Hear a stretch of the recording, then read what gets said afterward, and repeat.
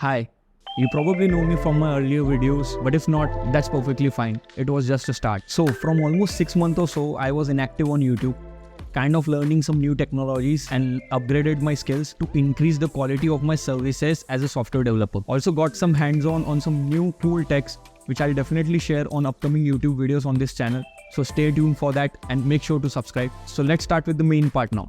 In this video, I'm going to share some few updates which I've made recently on my app NoSave. If you watched me earlier, maybe on YouTube or maybe somewhere else, you probably heard about NoSave, or in best case, you probably using it on a day-to-day basis, in which case this video is more important for you. Okay, let me give a gist for those who don't know about NoSave. NoSave is a very small helping tool which you can use along with your WhatsApp for increasing your productivity and efficiency in using WhatsApp for professional or business purposes. How? By sending WhatsApp messages to the people without saving their number, but in a more intuitive way. Let me explain a bit. And for those who already know this, can skip this part. Use case 1.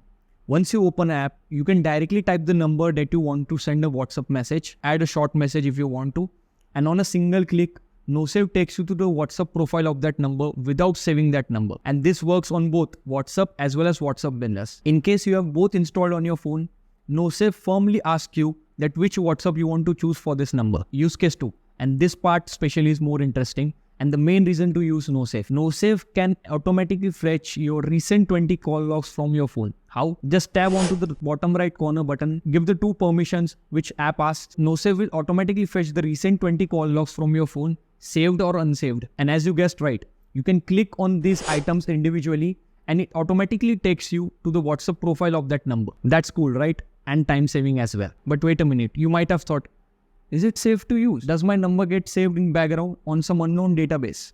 No. NoSave automatically flushes out all the numbers that you have used or you have clicked on once the app is closed. And I can assure you personally as a developer that any of the numbers that you are using on NoSave is not saved on any of the databases in the background so that I can use it to make money, which is by the way a very great idea. I can even sell those numbers tag to the people for marketing purpose if I store it.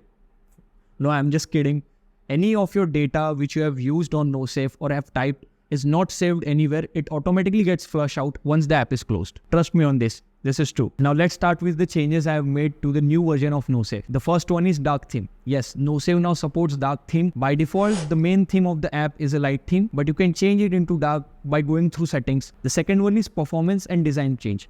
Mainly into the performance. In the older version of NoSave, where some users who are using NoSave intensively for their professional or business purposes on a daily basis have reported some of the performance issues and some of the bugs which was occurring when the NoSave was used intensively and was running in the RAM in the background of the phone. I also confirmed this problem in the Crashlytic reports and in the performance reports of NoSave. I have not only fixed these performance bugs, but also I've changed the complete code stack of NoSave. Earlier, NoSave was working with a code stack of Java, which has its own limitations, but now I've completely changed the code stack and the internal coding of NoSave into the new language called as Kotlin, which is kind of a new language with more performance improvements, especially optimized to build Android apps. So now not only you will feel the performance boost while using NoSave, but in the intensive uses for some users, NoSave version 5 will serve you better and will handle your workloads of a daily basis in a better way. Talking about design changes, I've made some minor design change in some screens of the NoSave to get off that heavy lifting of the app, which can obviously improve the performance from the design aspect as well. So overall, NoSave version 5 is much better and ready to serve you on a daily basis. Okay, so you might be excited to download this new version of NoSave,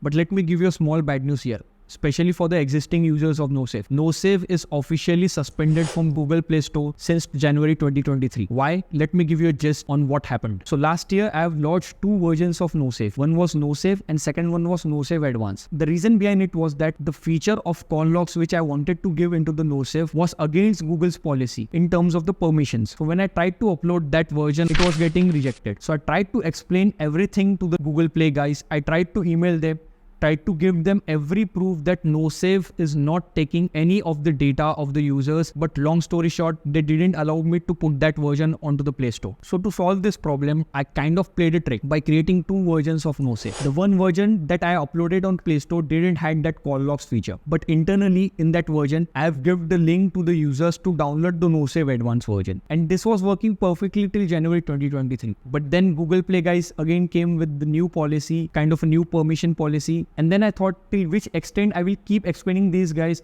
that how NoSave is helping people onto their day-to-day lives. Although my agenda with NoSave was absolutely clear from day one, that to solve this simple problem that people used to have while using a WhatsApp. And with NoSave, people got very relief when they used it. So I thought, why we need this middleware of Play Store in between? So with that, I'm introducing today a new delivery system that will solve this problem and will help me to bridge this gap between me as a developer of NoSave and between you as a user of NoSave. Introducing NoSave website. Now, without any hassle or without any middleware, you can directly download the latest versions of NoSave by visiting this website. So as you can see on the screen, with a stunning looking design of the website, I have explained everything that NoSave offers, and that too to the point. So with this, it will be easy for me to push future updates of the NoSave, and it will be easy for you to download directly the latest version of NoSave and can directly take an advantage of the latest features. And trust me, I have a lot of plans for NoSave in the future. Visit a website, give it a look. You have 2 download buttons there. Download the latest version of NoSave, that is NoSave version 5, which is already available onto the website. Download it,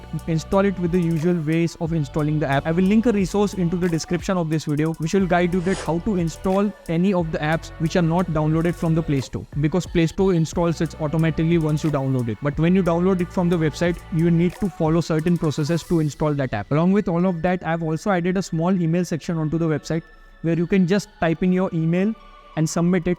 And whenever in the future any update comes related to NoSave, anything changes into the NoSave, you will be directly get updated onto your inbox. So just make sure that you add your email onto that section. So that was all that I have to share about the NoSave into this video. But it's just a small thing that I have to add up, which is an important one. When you will download your own version of NoSave from the website, and when you will try to install it, Play Store will give you a small security warning which will pop up onto your screen that NoSave is not secure or maybe unknown app for the Play Store library, which is by the grace of their own policy rules which made me unable to upload this amazing app onto the marketplace like Play Store. This warning is nothing to be worried of. It's just a way to reason the app that this version of the app is unidentified for the Play Store library. So just ignore this warning and move forward with the installation process of NoSave and use the app without any worries. Because as I have said, I will not compromise your right to your data and to your security when you use NoSave, and I guess you can trust me. So that's all for this video. If you have any questions, let me know in the comment section of this video.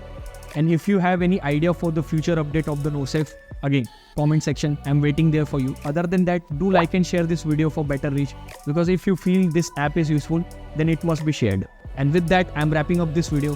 Thanks for watching, and I will see you guys in the next one. Namaste.